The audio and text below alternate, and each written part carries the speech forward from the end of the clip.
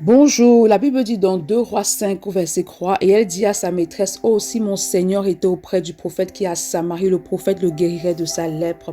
On a une jeune Israélite ici qui a été justement prise en otage par les Syriens, et lorsqu'elle voit son maître Naaman qui a la lèpre, elle pense au prophète Élisée justement qui peut prier justement pour Naaman afin que Naaman soit guéri. Elle n'a pas eu peur de parler, elle s'est exprimée justement, et lorsque Naaman est allé justement voir Élisée, par la grâce de Dieu, il a reçu la guérison, la délivrance de sa lèpre. Donc c'est pourquoi ce matin, le Seigneur attend de toi que tu agisses de la même manière que cette jeune fille, que tu n'aies pas peur de parler de l'œuvre de la croix, que tu n'aies pas peur de parler de Christ autour de toi. Il y a beaucoup de chrétiens qui n'arrivent pas à évangéliser autour d'eux, qui n'arrivent pas à proclamer l'évangile de vie, l'évangile de Christ, n'arrivent pas à dire que Jésus-Christ est Seigneur et Sauveur à ceux qui sont autour de toi. Il est important que tu le fasses. Pourquoi? Parce que ceux qui sont autour de toi ont besoin d'entendre cette parole pour pouvoir obtenir la guérison, la délivrance, pour pouvoir être affranchi du joug de l'ennemi. Il est important que tu ne gardes pas le message de Christ pour toi. Il est important que tu ne gardes pas le message de l'évangile uniquement pour toi, mais que tu le partages à ceux qui sont autour de toi,